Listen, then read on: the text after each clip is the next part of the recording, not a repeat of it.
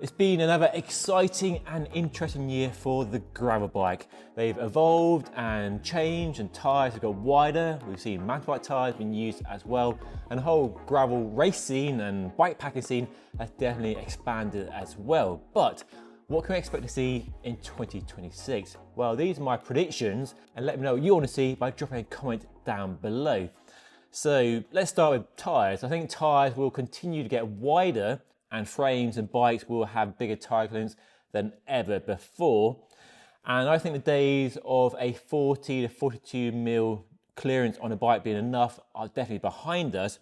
And while yes, a 40 mil tyre in many parts of the world and for many riding requirements is more than adequate, there's a big demand for wider tyres and bikes with bigger tyre clearance, as much for being future-proofed against that demand for a bigger tyre in the future. Maybe not right now, but definitely that choice down the line. So if you buy a bike in 2026, you probably are looking for a bike with very generous tyre clearance and not locking yourself into a bike with narrow tyres in case you want to change the tyres in the future, because most people keep a bike for what, 3, 4, 5, 10 years. So you want that future-proofed aspect for bigger tyres. So definitely expect to see more bike manufacturers updating and improving their bike with bigger tyre clearance. And the limits of tyre clearance right now are probably around 57, 58 millimeters in the likes of the Allied Able and the Argon 18 Dark Matter, being two sort of outliers, really pushing the boundary of tyre clearance on a gravel bike right now. Something I'd love to see is the discontinuation of this difference between a gravel tyre and a mountain bike tyre, because we're seeing riders using narrow mountain bike tyres, which are mostly not used on mountain bikes these days. They're up to 2.4 and wider, and gravel tyres up to 55 and 60 and basically as wide as a narrow mountain bike tyre. So why we have a gravel tyre and a mountain bike tyre defined by name when the width is the same and the use case is the same seems a bit crazy. So I'd love to see more of a blurring of the lines, a merging of a wide gravel tyre and a narrow mountain bike tyre into the same thing, essentially. Call it an off-road tyre for a drop bar bike or a flat bar mountain bike, and really harness that 20 years of mountain bike tyre development in the construction and the carcass and the tread design of the gravel tyre into one sort of harmonious product that really removes that separation of the two categories as we have now. So wide tyres is an easy prediction to make. One prediction I don't think will be as well received, but one I expect to see become more popular, is the use of suspension forks on gravel bikes. Nothing new, of course. I first tried the Fox AX original gravel suspension fork on a bike way back in 2019. Not that long ago, but it seems an age in the space of the last few years and how bikes have evolved and changed. And there are quite a few good suspension forks on the market right now as well. And for me, the two most exciting are the one from DT Swiss, available only on Canyon bikes right now with full internal routing, and the upside down Cane Creek, which I've just put on my MB Mog for a future review coming very soon. And while suspension, like I say, is not a new thing on gravel bikes, given the development of the gravel scene and the racing scene and that push of wide tyres, which is as much for comfort and suspension as anything else, that rediscovering of suspension on a gravel bike is definitely right for 2026, in my opinion. We are seeing pros in the US using suspension forks on their bikes, and I think for racing, when you're in a bunch and you can't see the holes in front of you or the rocks you're riding over until you actually smash into it, but also away from racing, in bike packing, ultra distance racing like Badlands this year, I think a suspension fork for those sort of endeavours would be fantastic. Yes, there are downsides: the cost, the weight, the extra length, which increases the stack and slacken the head angle, but the benefits are smoother ride, less fatigue, more control, and more confidence when riding over rough terrain, very technical paths, and riding at speed in a bunch as well. And mountain biking figured this out 20 years ago, that suspension is faster, so it makes sense on a gravel bike as well. But I realise there are parts of the world and many gravel courses where a suspension fork is definitely overkill, but there are also lots of courses and terrain where a suspension fork is definitely an advantage, and definitely more of an advantage, in my opinion, in my testing experience, than a suspension stem. Suspension stems are fantastic for increasing comfort on a bike and definitely cheaper, but don't work nearly as well as a suspension fork for actually increasing control, confidence and speed off-road. So yeah, controversial one that I know, but let me know your thoughts by dropping a comment down below. Another strong prediction for next year is your website getting upgraded with Squarespace, today's sponsor. The all-in-one platform for building a professional looking website for any purpose, easily and quickly. Using Squarespace to build a website couldn't be easier, and there are different ways to build a website to suit your purpose and requirements. You can choose from a massive library of award-winning templates and then customize that template with the easy drag and drop interface, change the colors, the layout, add your company logo, and then choose the plugins you need for whatever that website needs to serve a purpose for, or use AI and answer a few simple questions, and a bespoke website is built just for you in a few minutes.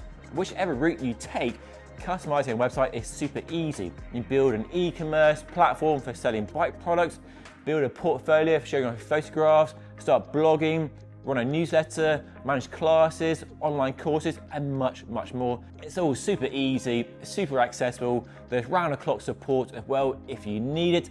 And right now, you get 10% off your first purchase of a brand new website or domain name with my special code on screen right now. It's a free trial, so you can start with no obligation right now, link down below. Right, back to my gravel tech predictions for next year. The clear direction that gravel has been going in for the last 12 months has been aero. We've seen loads of bike companies launching aero gravel race bikes, essentially aero road bikes with fat tires for the demands of gravel racing, particularly in the US where it's fast and it's hectic and it looks insane to watch, and aero is everything. Remember when 3T launched the world's first aero gravel bike in the Explorer back in 2016 and how the internet laughed at the idea of an aero gravel bike, and now here we are with people buying aero gravel bikes from loads of bike companies. So I expect to see more aero gravel bikes coming out next year. Maybe even Specialized might launch one of the biggest bike companies without an aero gravel bike in their range, and I expect to see more aero developments in terms of handlebar, the frame design, the wheels. With everything getting wider with the wheels and tyres, can we see rims get wider like the Zip Explore and tyres designed around that, and frame designed around the wide tyres and rims as well to offset the aero penalty of wide tyres perhaps. So yeah, I don't think we're done with the development of aero gravel bikes, and while they've been taking all the cues from road bikes, we could see them go in a different direction in the future to meet the demands of the gravel racing scene, the terrain they're riding on and the speeds they're riding at. The other interesting topic for me is the geometry of a gravel bike, and there's definitely a divergence into two different camps. Most of the aero gravel bikes are essentially endurance road bikes in terms of the geometry, the wheelbase and the stack and reach and the head angles, so not super far away from a road bike, but there are quite a few gravel bikes that definitely take a bigger leaf out of the mountain bike geometry playbook, and definitely more at home when riding very technical, tough, chunky terrain. When it's like that and you're like that, that's the sort of bike you want because it looks after you, gives you more scope, more bandwidth for handling the bike down those steep trails than a very steep angled road bike with fat tires, essentially, where you're right over the handlebar and your weight is right over the front wheel. So expect to see more bikes diverge that way. Racing is all about basically that sort of steep angle setup, but for gravel exploring, adventuring, bikepacking, I think that move away from road geometry to mountain bike geometry is definitely a good thing. And definitely for people new to riding off-road from a roadie background with no mountain bike experience to speak of, those sort of bikes do actually make more sense and definitely give you more bandwidth and more of a comfort zone to ride their bikes off-road. Could we see the return of the 650B wheel size? Just a few years ago, there was a debate between 700C and 650B wheels, and the most famous bike of all was the Cannondale Slate with 650B wheels.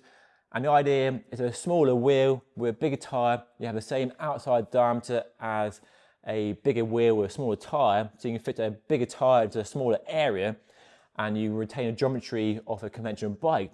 But over the last few years, it's interesting how the whole market consumers and bike brands have gone down a 700C route, the same as a 29er mountain bike wheel, and crammed in the bigger tyres they can. But the issue of that big tyre on that big wheel is the packaging of the bike and retaining a sensible geometry.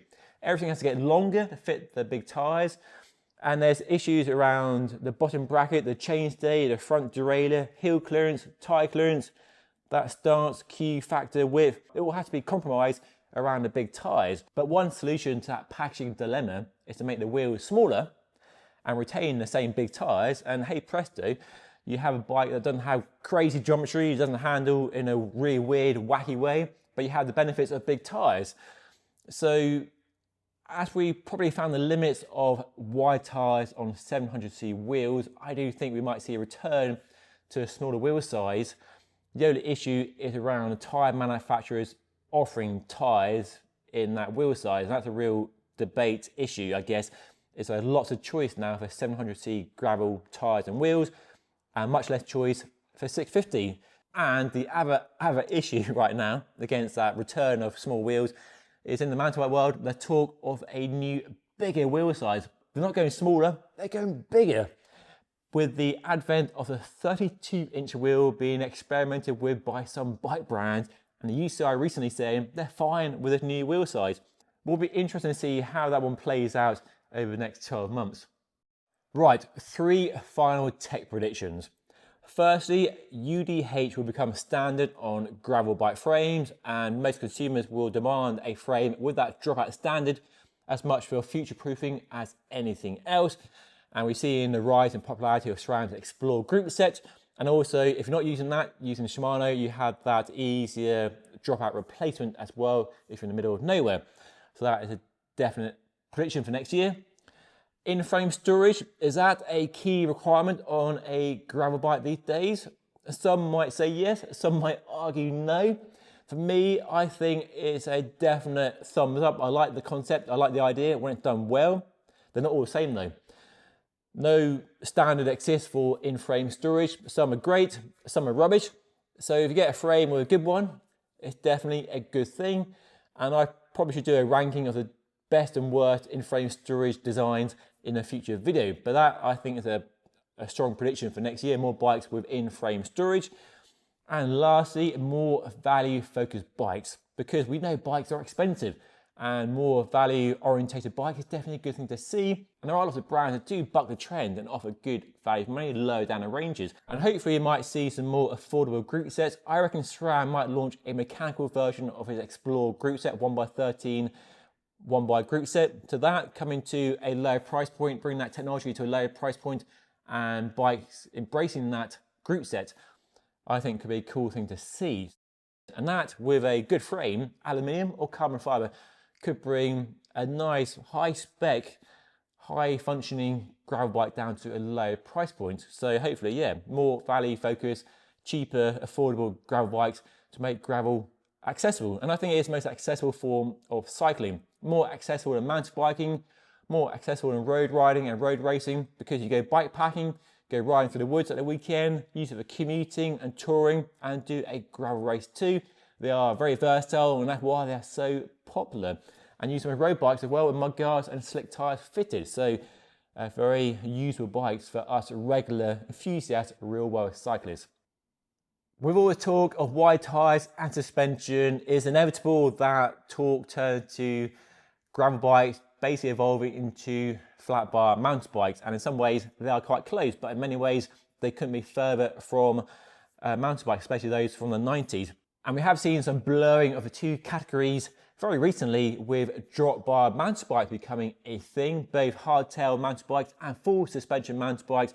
And YouTube's own Dylan Johnson has even done that himself as well. So could we see more mainstream options of this category of a drop bar mountain bike? And to this end, Trek launched their Checkout, a full suspension, short travel gravel bike with drop handlebars. They could have just made their Super Caliber or Pro Caliber full suspension mountain bike a drop bar version, but actually designed suspension just for this bike. So could we see more short travel, full suspension gravel bike being developed from the mountain bike side, but for the advantage of a gravel rider or a gravel racer?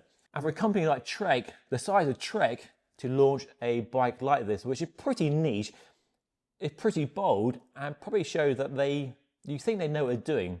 You think they've done the market research and know there's a market for a bike to offset the cost of developing it and the marketing of that bike too.